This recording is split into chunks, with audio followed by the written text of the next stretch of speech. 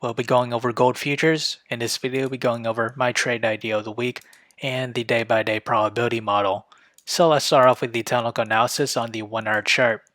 We remain in negative MACD. We did see it diverge once more, and we're approaching to oversold levels with the RSI.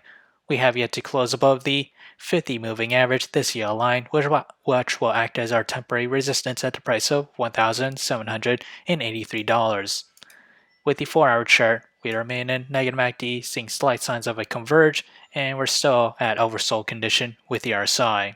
As we extend that to the daily chart, we remain in negative MACD and approaching to oversold levels with the RSI. We're currently resting around support in the past that it was indicated with November 30th at around a price of $1,773. And as for the trade idea of the week, I'm trading GLD, and my position size for it is less than 1% of my portfolio. My long entry is at $163.61.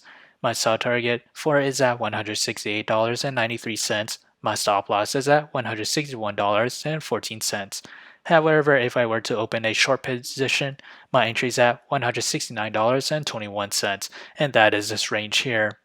My sell target is at $166.13, and my stop loss for it is at $171.76.